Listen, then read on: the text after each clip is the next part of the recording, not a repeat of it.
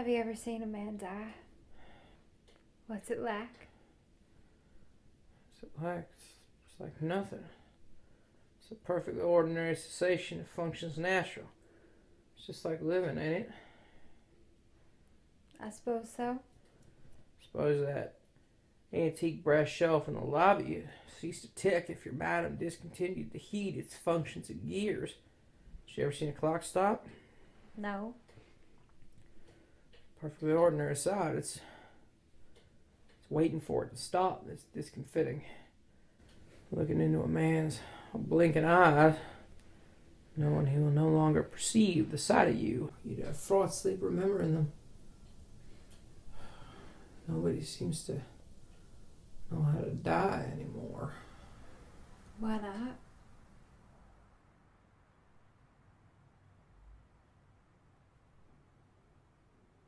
Mrs. Blackburn, I apologize for my sudden absence.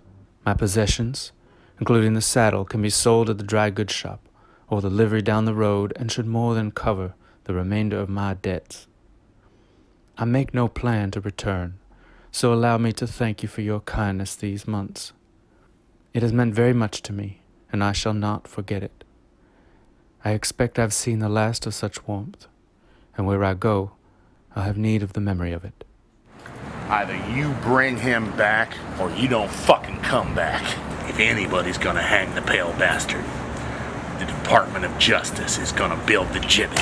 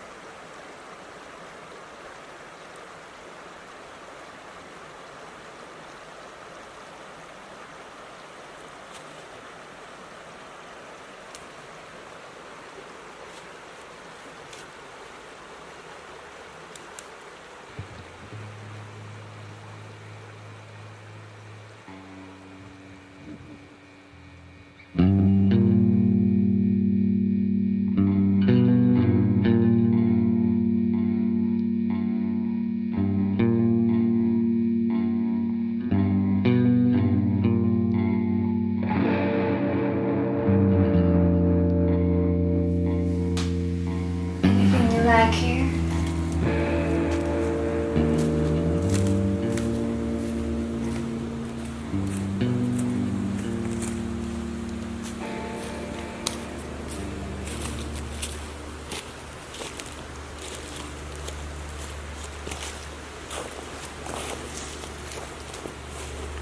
Hey, mister. I heard you were looking for that fella. I might know what you need to know. Madame kicked him out of our place, too. Said he was taking up space. Kinda like you. He wasn't in town for us. Said he was just passing through. Is that what you're doing? Passing through? I can always tell what men are interested in. He didn't want us, but I could tell you did. Might be able to give you some information. It'll cost you a little bit, though. I don't want to stay here forever. I know where he's going. I could show you. You looking to have some company?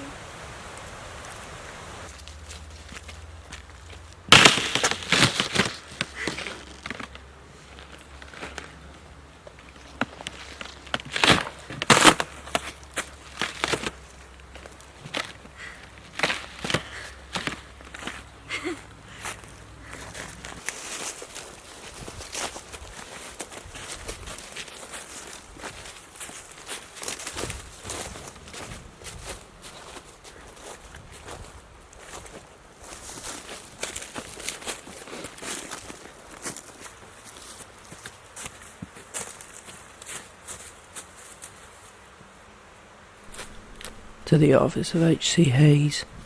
Sir, I do hope you've made it this far into this missive, and did not foolishly destroy it upon a spy in the name adorning the envelope.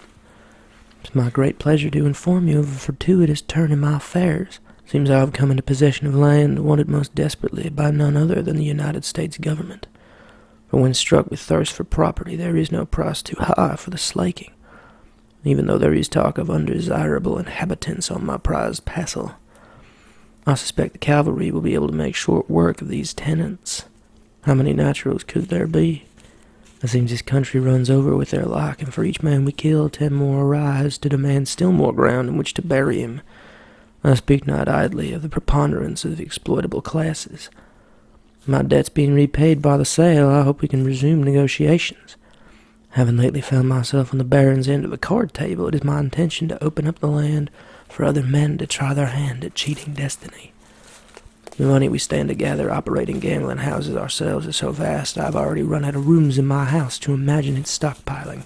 This, my once and I do hope future partner, will be the way we make the new land sing whatever tune we call. Let us let bygones gather dust, not interest, and start collecting capital from any man who might be easily parted from it. After all, and as you know, some of us were born for the conducting of tides. The rest of men wait to swim, or perhaps more accurately drown. Yours.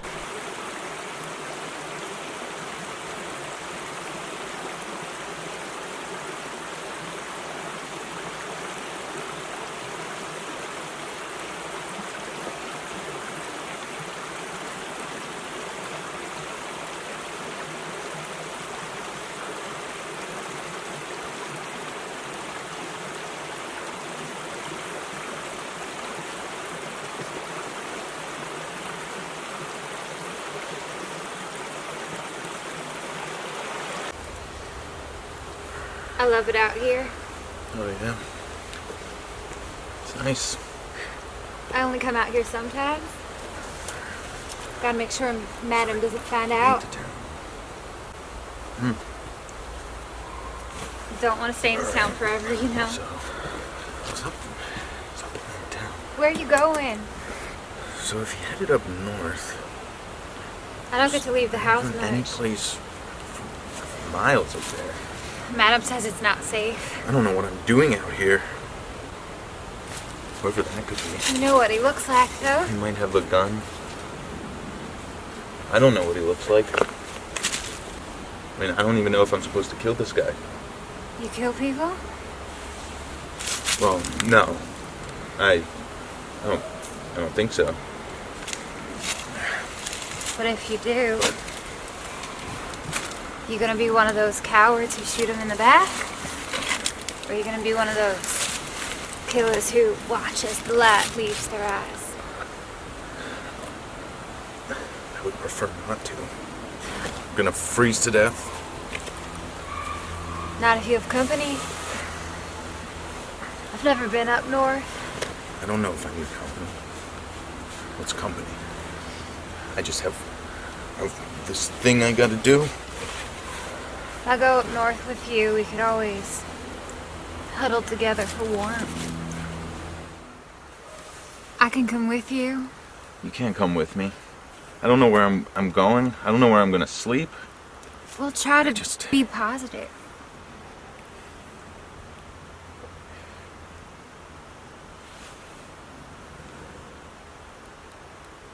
I'll come with you. You can't come with me. I can't even take care of myself. I can't take care of you. I don't need you to take care of me. I can take care of myself.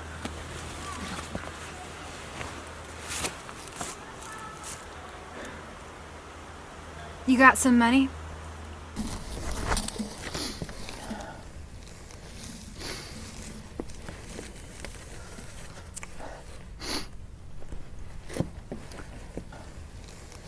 Well, don't that look appetizing?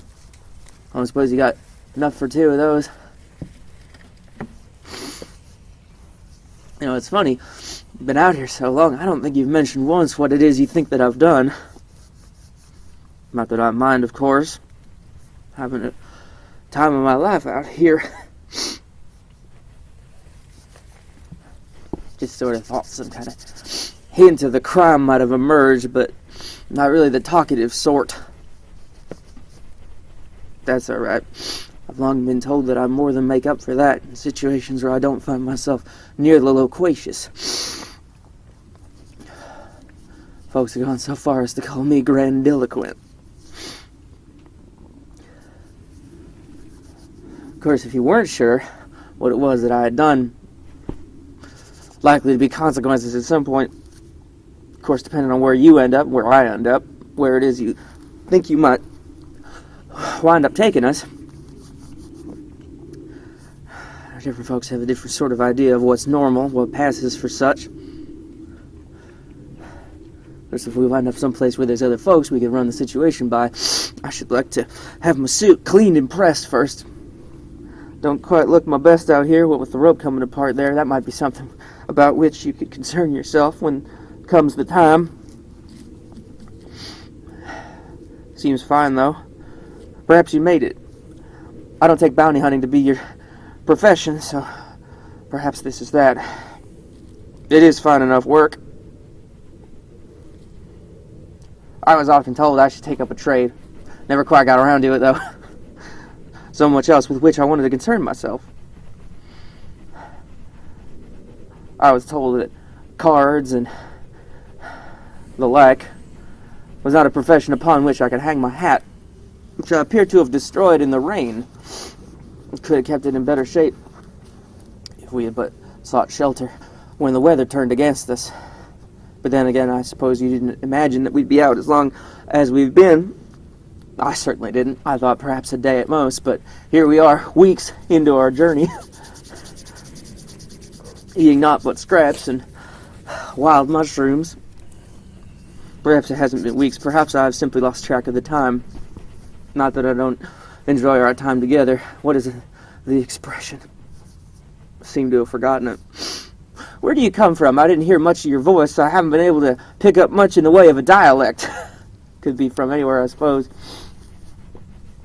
I myself was born many miles from where you found me.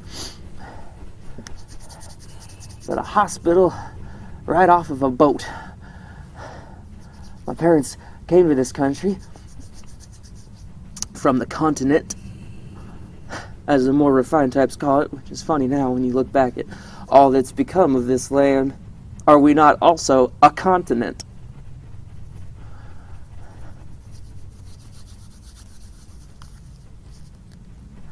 Appreciate the rest, though. Rest is needed if one is to maintain one's constitution, especially on a journey as long as this.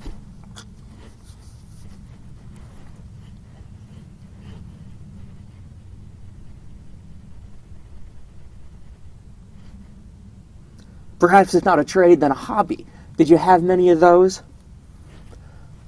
Perhaps horseshoes or illustration.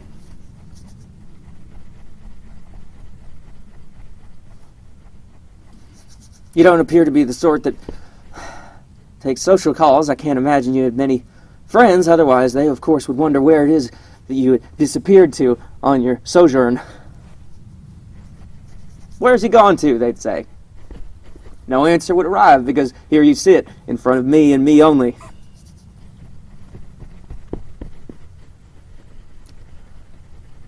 Of course, perhaps that could be the cause of our sojourn in the first place. A friend you no longer have. Perhaps you have mistaken me for someone who has done some grievous ill to somebody that you have made acquaintance to. I can assure you no such thing has happened, for I have never been around someone to befall such a thing. I imagine that I perhaps match the countenance of a stranger who has done such a wrong, and that is perhaps how we find ourselves in this predicament. But you see, I have done no such thing. I swear to you, and I would swear again on a Bible, though I do not take to many of the Western religions, that I did no such harm to no one that you know. In fact, of the people that I have encountered who are no longer with us, I can't but place many faces. Certainly none who looks as though he might keep company with someone such as yourself. There have been many men, I suppose, and some women. And people do have tragedies befall them. But that is no fault of mine. Cannot possibly lay the blame at the feet of everybody who crosses the paths of a young woman who has her virtue soiled or her life taken. That is just the price of trying to make a living, especially out in territory as hospitable as this. As I'm sure you can imagine, a face such as yours, it spells a lifetime of tragedy and ill fortune.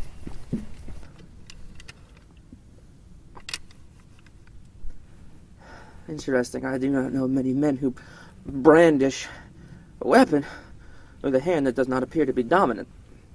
Just judging on the way in which you've been holding these here bonds.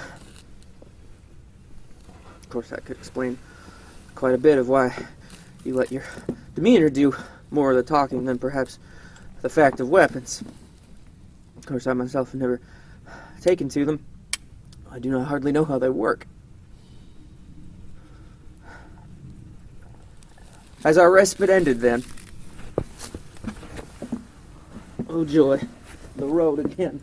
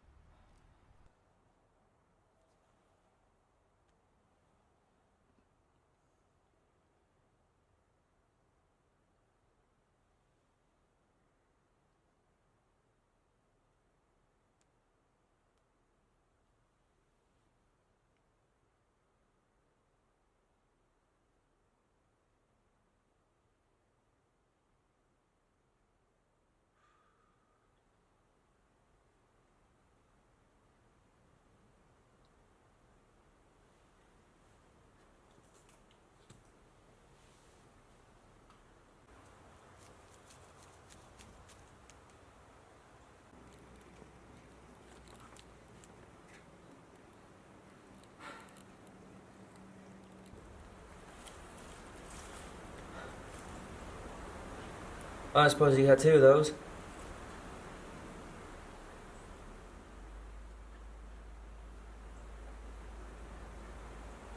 I slept just fine, thanks for asking. Didn't feel this at all.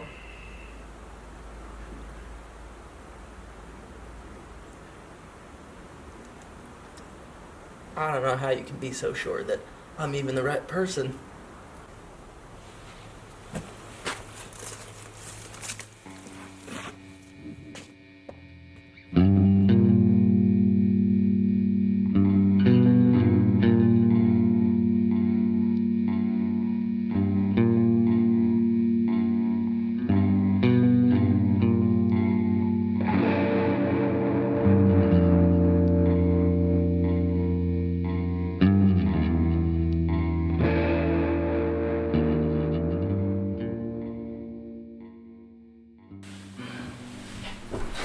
Well, good morning.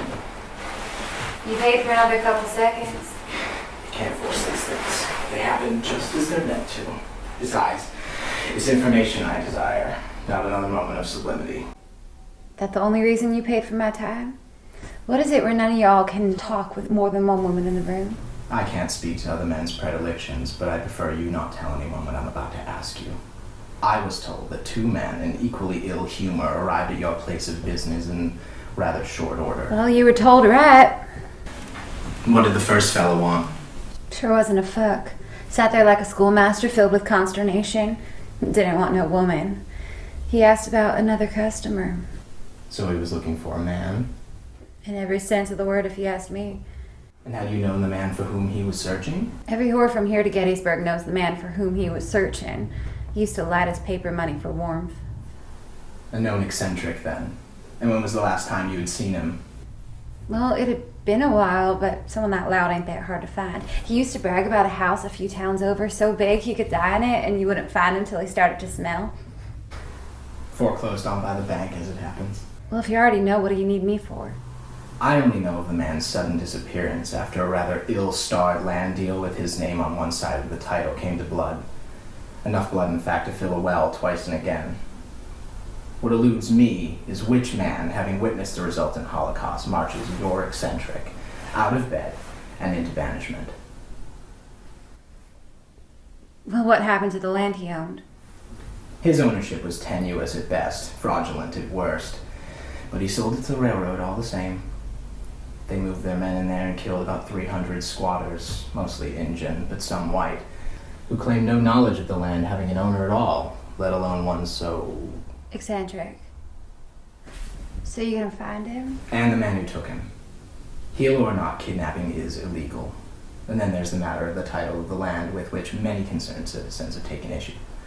There's a box, pine or jury, waiting for whatever's left of him. Ma'am, I believe I'm next. I brought paper money this time. You wait your turn, Philip!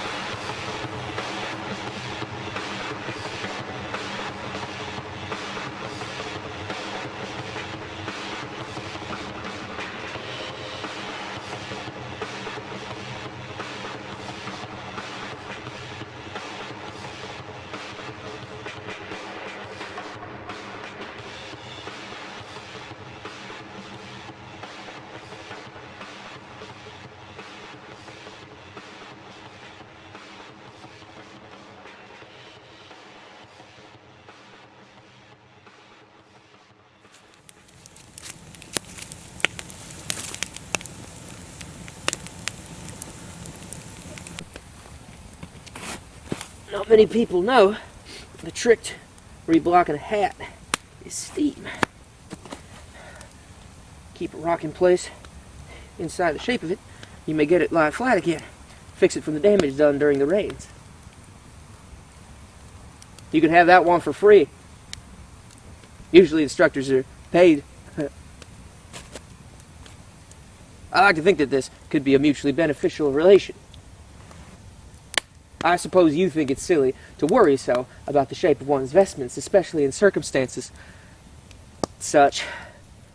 But if before me lies little else but a coffin in the window of an undertaker's shop, or a hole dug shallow miles from here, it'd bring me no little peace to know that I did my best for the opportunity. Father used to say that. Says the time it would take to dream up and proffer an excuse was best spent accomplishing the task in the first place.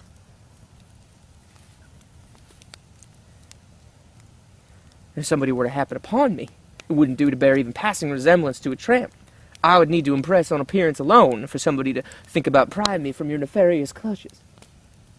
The future, point being, is an uncertainty. If you can look into the seeds of time and tell me which grain will grow and which will not, speak then unto me. You don't know that one? Saw it said on the stage once. Great lover of language.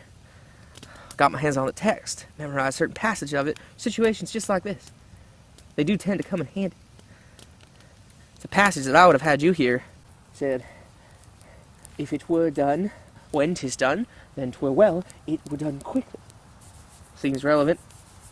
He continues, if the assassination could trammel up the consequence and catch with his surceased success, that but this blow might be the be-all and end-all. But here upon this bank and shoal of time, we jump for life to come. But in these cases, we still have judgment here, that we but teach bloody instruction, which being taught, return to plague the inventor. I'm not doing it justice. Point being is that every action, no matter how small, has consequences. It may indeed grow and fester, turn us from our innards outwards into somebody we may never recognize when again we glimpse our reflection. Eat at us. Somewheres further back, passage in the Bible about an eye for an eye. Looks at you, I'd say that you're somebody who's come across it more than once. My point is simply that, in this case, history may be on the side of your captain. But I'm sure you thought this through.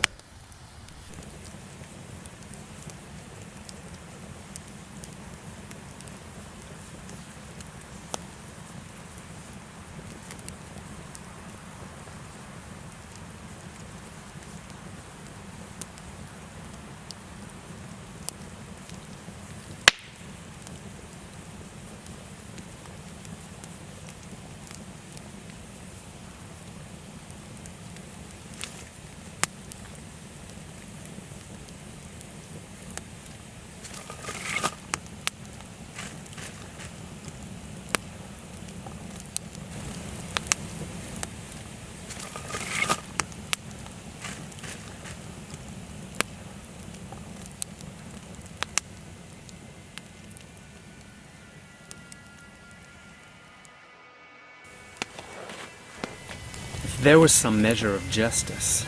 You'd have been ripped from the womb, bashed against a tree. You think because you sit at poker tables, you don't cause violence.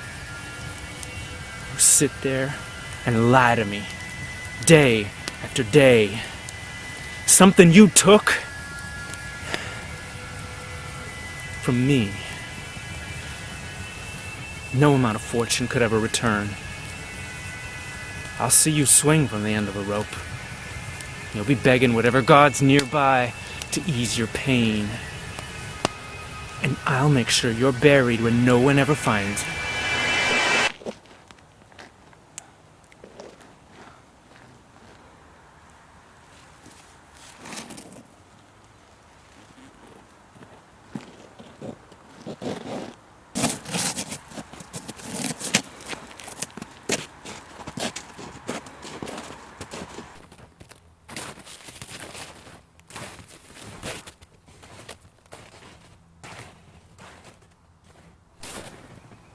body over there, boss. You don't want to check him for any useful? Seems we might carry things of which we might avail ourselves. A pair of boots, for instance. Look mighty nice. Might be the sort of thing that might fit my own feet. See, when you abducted me, I was not near enough my own trunk of clothing, so I could not pick items suitable for the long trek over unfavorable terrain. Against my will, it begs pronouncement. Could we possibly just check to see if his boots might fit my feet?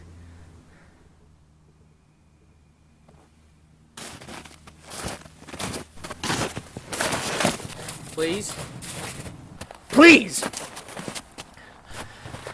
Sir, it seems a certainty that I walk towards a grave dug already. Judgment having been passed for crimes I have no knowledge of. Convict me. The least you could do, sir, is provide me a walk more comfortable towards it. I don't want you comfortable. Then fucking shoot me! It's bound to happen sooner or later, whether it's here or there or in the county seat or in Ford's fucking theater. I ask only a few moments to go see if the shoes fit my feet. The shoes I wear now are not fit for the terrain. They tatter even now. They were useless at the best of times. I think you can agree that I've been reasonable hitherto now. It's the only favor I've asked you since we left. It's just a second to see. He's but yards from us. We could cross it in a moment. Shoes, sir, and I will walk without question or quarrel the rest of the journey. One act of kindness will not blunt your purpose, and whatever miserable God to which you pray will surely look the other way.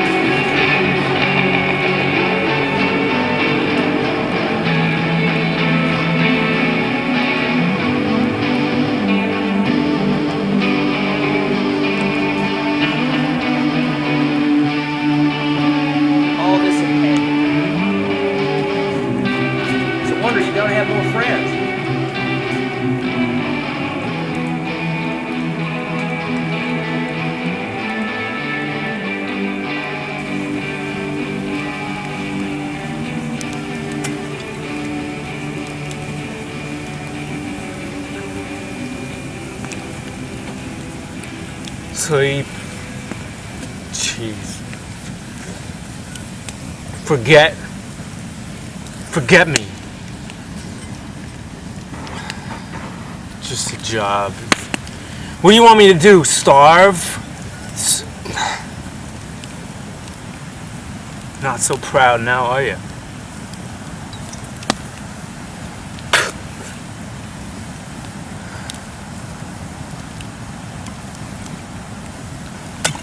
All that prayer? What? All the planning and taking every job. Still shot you in the back. Just wanted 10 fucking minutes with you. I built your house. That's a lie. I was gonna. I bought all the lumber.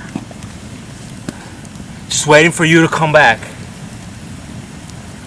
Never shrank from any job except that one. Just come back to me. Just couldn't manage that one, could you?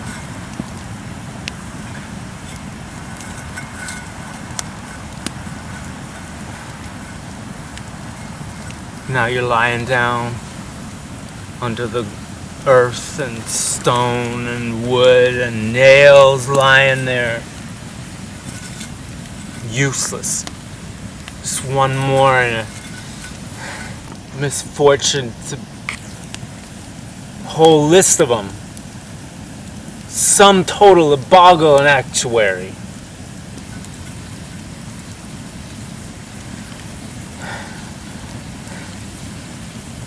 All I wanted, just 10 more minutes with you. Look you in the face and know what you're thinking. Always so quiet. That's all it is, just quiet.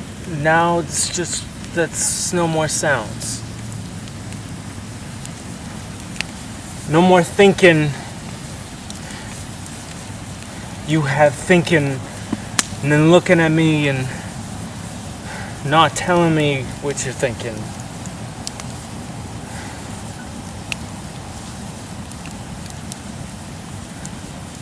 Quiet. It's just quiet now. And what's the point? What's the point of going on? It's useless.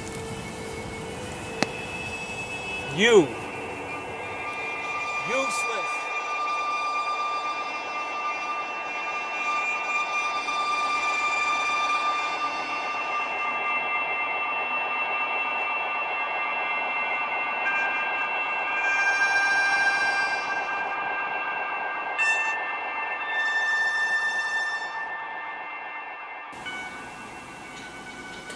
Well, why not? Well, most men don't know, for one, and then there's those that do can't quite parse what they understand about the situation and weigh it against what they understand is about to happen. Of course, it may also be that we're in peacetime.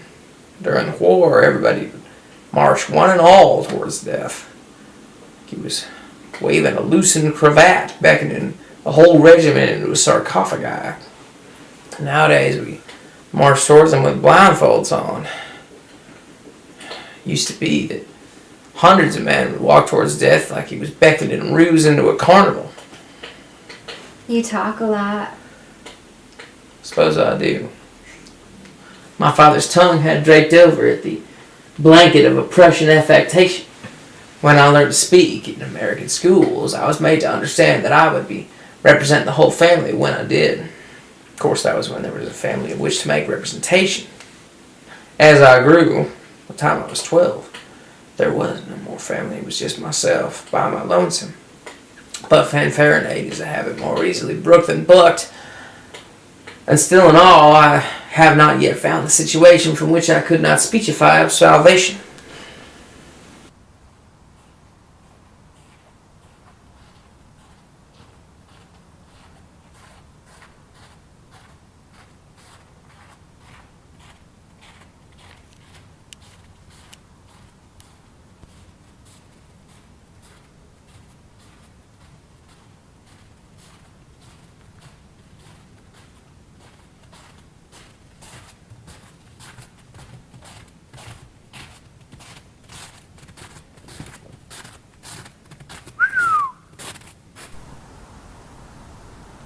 Don't go for your gun. I'm in no mood to bury you. Put those down.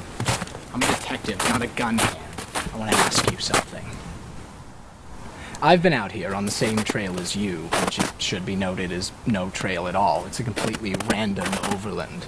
One you don't take unless you are bewildered, or you know exactly where you're going. You haven't made it more than a little difficult to follow you for the last 3 days. I don't want to guess why that might be, but it seems that whatever's in front of you is far more important than who's behind. So it seems it doesn't matter who follows you. How am I doing? Bully. I'm going to switch over from the rhetorical. You correct me if the need arises. Have you been paid to walk to eternity's dorsal? No. You doing this for your health? No. No, I'm doing someone a favor. Someone. Does this someone have a bilious sort of nature, or were they wrought with concern? I take it you don't care if there's overlap. Want to hear former versus latter? He's hit oil! I'm not out here because I'm going to kill someone. What is it, I wonder, that you plan to do when you catch up to this man you're not going to kill? Back to the rhetorical, friend. I wager I save myself a bit of worry if I turn you loose and let you find him for me. What are you going to do if you find him? That depends mightily upon the condition in which he is discovered. Wouldn't you agree? It may quicken your step to know that you are not the only person out here so motivated. The man whose steps I deduced you trace left behind few friends, but many acquaintances. Anyone crazy enough to follow me this far?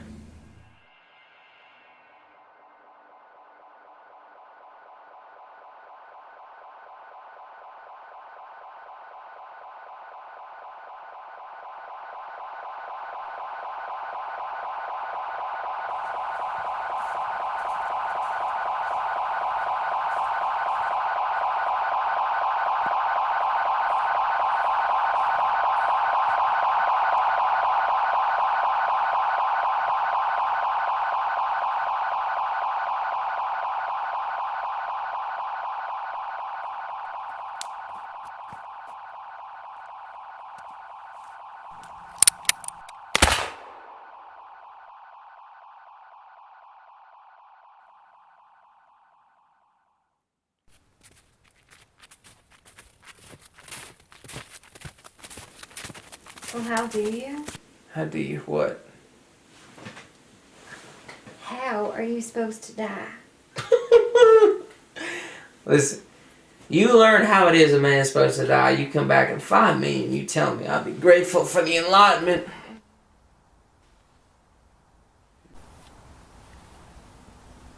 Nice of you to let me finish. No interest in you turning around too quickly. Who are you? No one, Why are you walking this trail? There's nothing this way. I'm looking for someone. So am I. What do you intend to do when you find him? I don't know. Well, I do. And I can't have your indecision taint my agenda. I'm not trying to. You don't know what he is, do you? He only looks like a man, but he's not. If only to soften the sting of what I'm about to do, I will tell you that I was parted from the one thing in this life or the next that I let into my heart because of him. And I intend to make him aware of it. What are you going to do?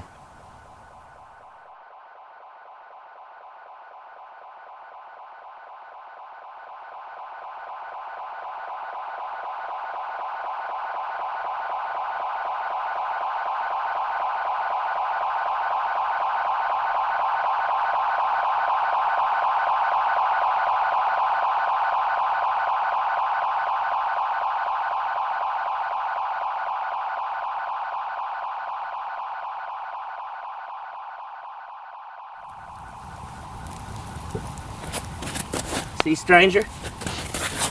He can be pretty agreeable when you step off your cross for a moment. Even if it is just to readjust your posture before stepping back on. You remind me of my father. No comparison I wish on anyone. He turned stony, where once may have been a paragon, or a bottom easier to be around. I had a twin, you see. Christ. One of you's too many. Aha! Where fate agrees with you, stranger. Died young. Bent my father in an unsupportable posture of melancholy and caution. He heaped twice the level of expectation on me. May explain why it was I took shortcuts and veered left to righteousness whenever the opportunity arose. Wanted to prove to the sad old man that I could be prosperous enough for the two of us, me and my departed sibling. Fate laughed still. Old man dropped off a stage into the mud, dead before his 50th birthday. Heart probably got tired of supporting such a tightly wound system.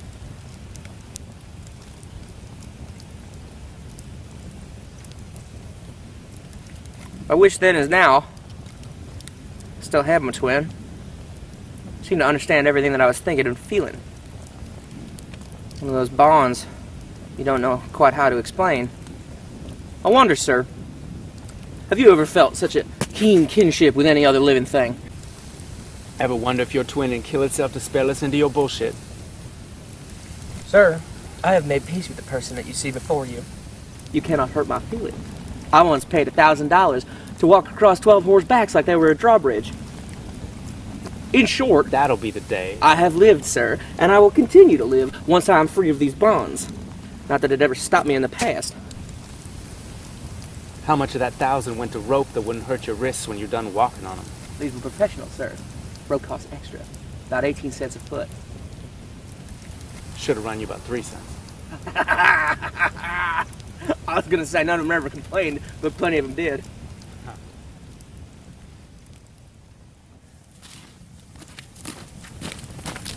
Don't let me start early. I'm lost. You have any water? Sorry, no, just moonshine. That's no good.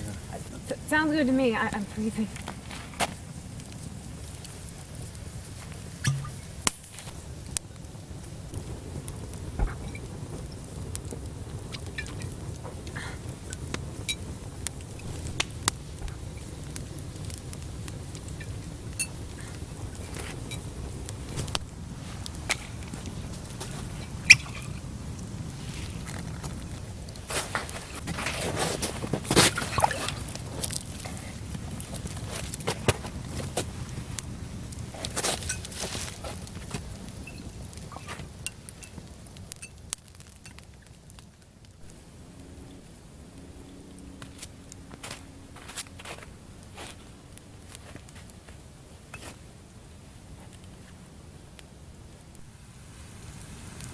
You alright? Think I'll survive, provided the nearest settlement isn't too far. Wagon crashed, 2 men died. I've been wandering for days. We're a day or two out of Dedham. Thank God. What's in Dedham? Enough. Enough. Suppose that means, shelter, food and drink, women, right? My husband used to tell me that his people came to this cocksucking country because they were guided by 7 prophets who said they would find food that grew without aid. A gift from the Great Spirit. Imagine it. A land with infinite space, inexhaustible resources. My husband was descended from the Jisakwi seers, who were hunted down and killed to a man. My people were Christians, and our town had a judge who loved nothing more than hanging medicine men. And those hangings were always well attended. So, Besant and his brothers came to our town one night, razed it to cinders, and killed nearly everybody in their beds. I can still smell my father's skin crackling and bursting in the heat. But the funny thing was, I didn't blame them for what they did. Because outside my window, the crows and flies were gathering around the bodies of hundreds of gentlemen murdered, for no logic I could discern as a child. They had every right to be angry as I saw it.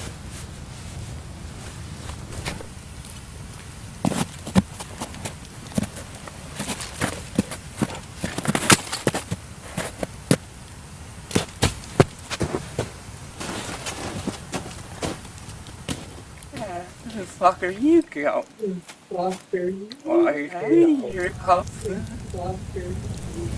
So I went with them. Spent my whole life.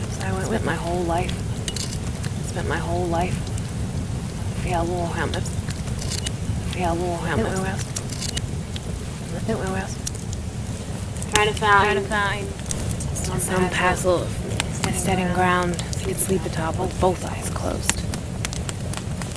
I could never find it.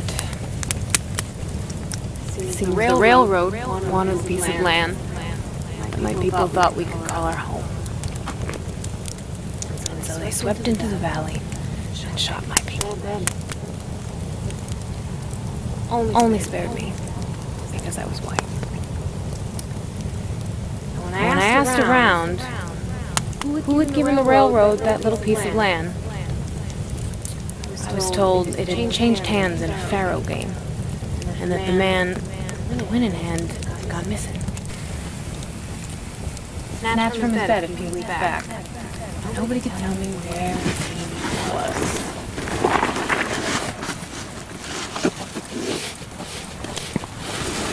The song, my truest love, taught me a lot of things.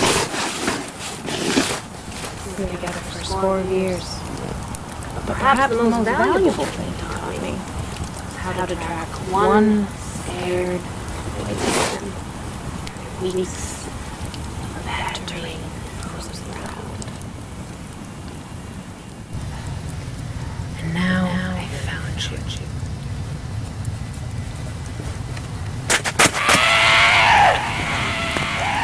And before I carve your skin from your body and cook the parts of you made fat from the food meant for those first men and eat you, I want you to look into my face and become hopelessly aware of what's coming. I am your reckoning. My eyes made loveless by your greed are going to be the last to ever judge you. This is the moment where you realize there is no paradise for white men, only a screaming eternity of the darkness you see right now in my eyes. And lest the thought of eternal darkness bring you any measure of comfort, just know that one day I'll join you there and torment you anew every second until even the nothing burns out. Until even the nothing burns out. Until even the nothing burns out. Until even the nothing burns out. Until even the nothing burns out.